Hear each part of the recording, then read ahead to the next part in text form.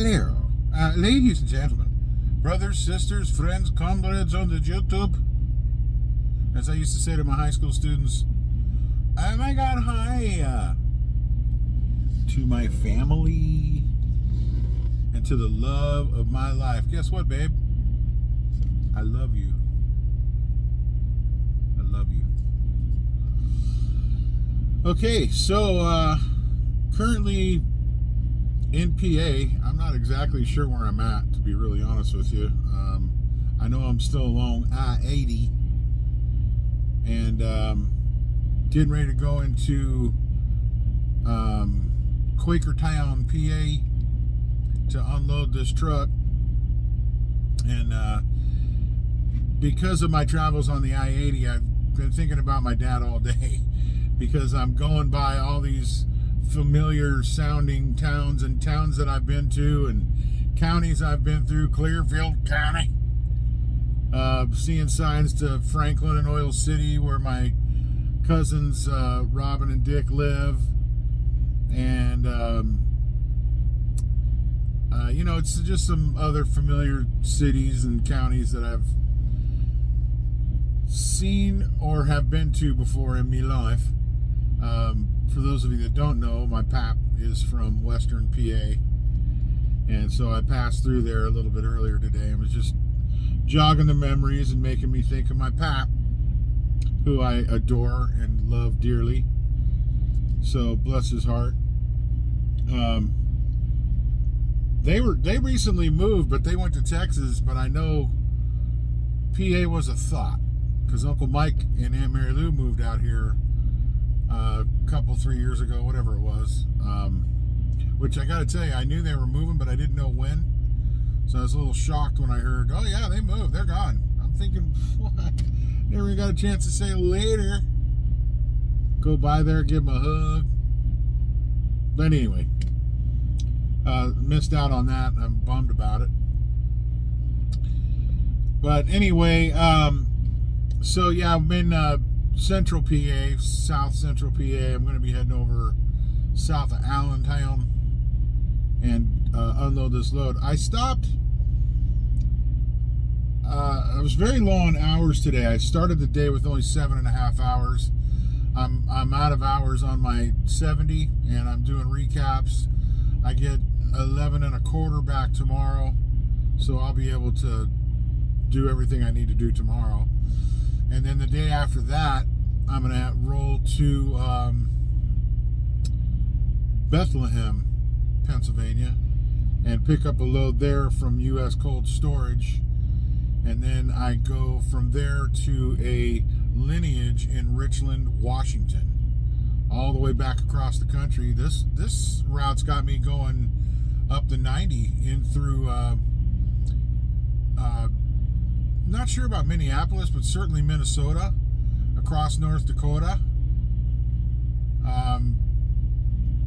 into, I believe, straight into Montana, all the way across there into the high panhandle of Idaho, and then into eastern Washington where Richland is.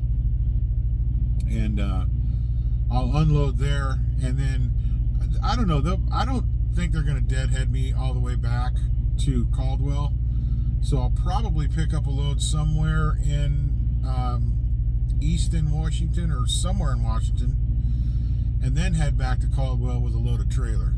They may, stranger things have happened. They may send me back deadhead, but I know I'm going back to Caldwell, and the reason I say that is because, as I've said to you before, these things, which is kind of helping the lighting situation right now here at the TA, wherever I am,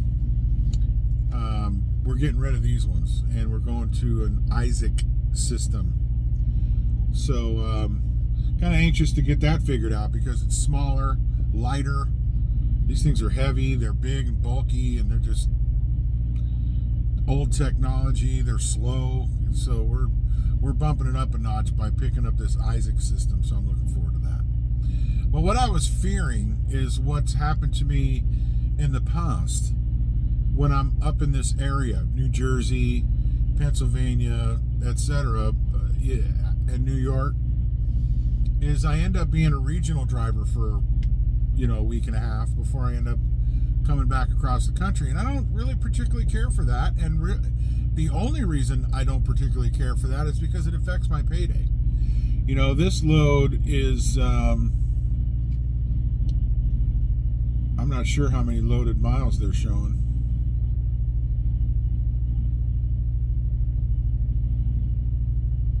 Well, okay, I guess I don't show it on this exactly.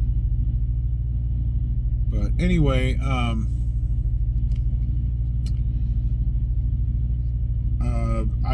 it's way over 2,000 miles. I mean, it's probably 2,500 miles back across the country. That's what I want to do. That's what I do. I'm a road driver. I don't particularly care to, be a regional driver just because I'm in the Northeast region. That's not my idea of a payday. So I'm very glad that I'm picking up a load that's going all the way across the country to Washington. And then, as I said, I don't know what I'm going to do after that. I know I'm going to Caldwell. I just don't know if I'm going to catch a load to go to Caldwell. Maybe I am, maybe I'm not. I don't know. But I've got an air leak on my trailer. The air does not leak while I'm driving down the road. It does not leak while I'm driving down the road. The only time it leaks is when the engine is off and I bleed off a whole bunch of air. So I try to experiment.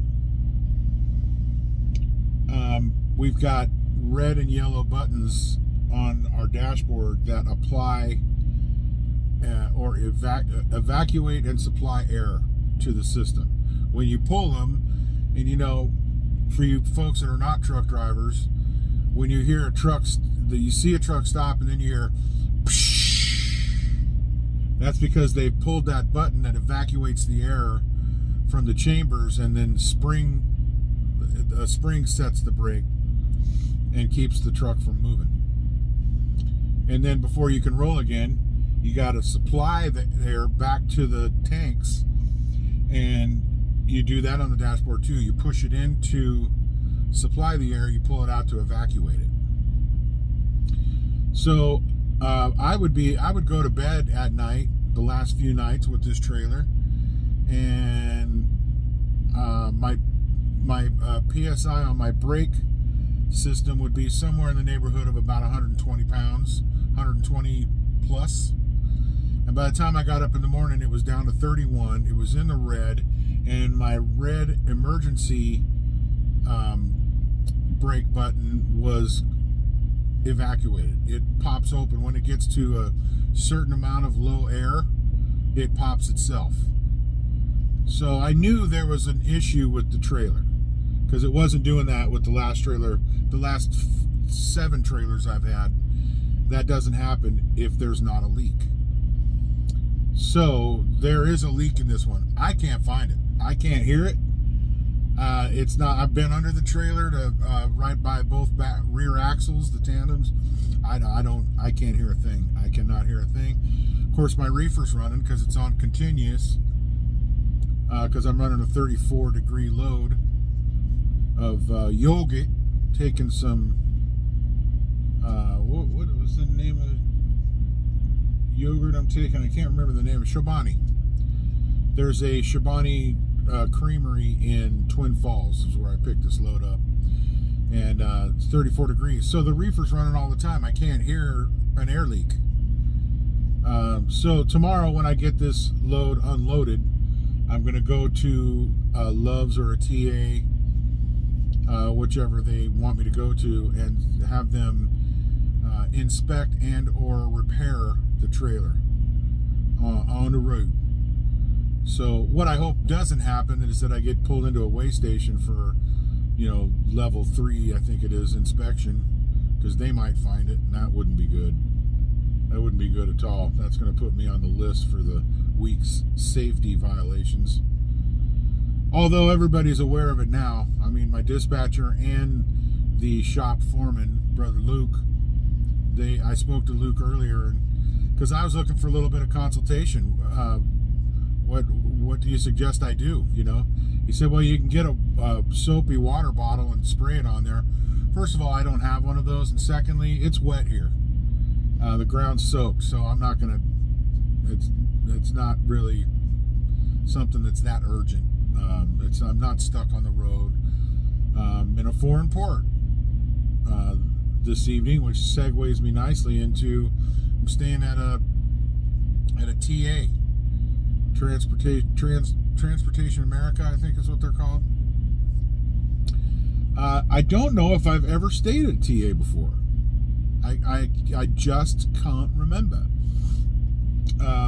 Certainly not recently, I can tell you that. I may have one time in Wyoming while in training. Oh, I think I did actually, because the road was closed. We just had to find someplace to park.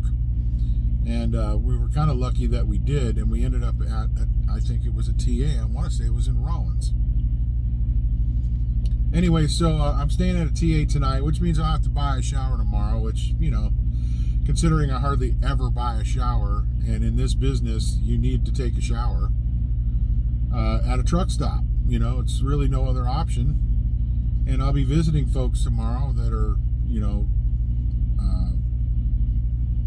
at a shop somewhere. So I want to smell nice.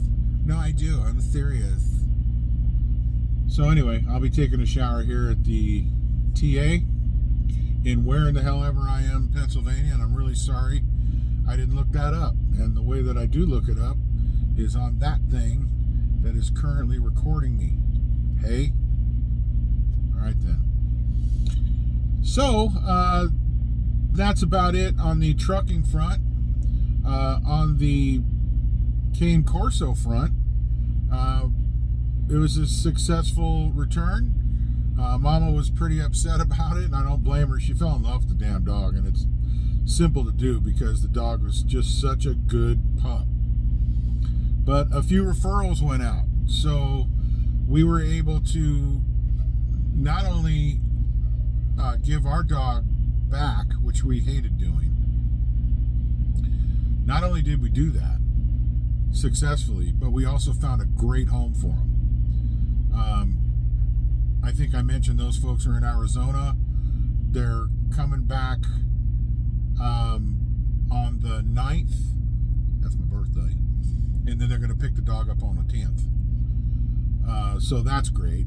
There was another dog that was referred to by my love, and then my sister reposted my love's post on Facebook and asked where, somebody responded going, oh my God, where is this dog?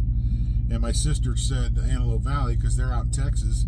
She goes, oh my God, I got to let my friends know. They're in Texas, and we're going to Antelope Valley for Christmas. So they got a dog, and I got a couple of pictures of those dogs, of that dog particularly,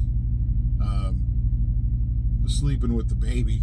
The baby's probably, looks like she's about 7 or 8. It's probably 6 or 7, right around my grandbaby's age.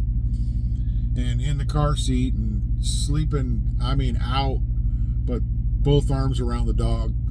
And then another picture I got was the baby was sleeping again on her belly, and the dog was like laying like right along her shoulder and was in her hair all back here. And it was just so cute. These dogs, I'm telling you, ladies and gentlemen, were just adorable, lovable, and the whole nine, all of them.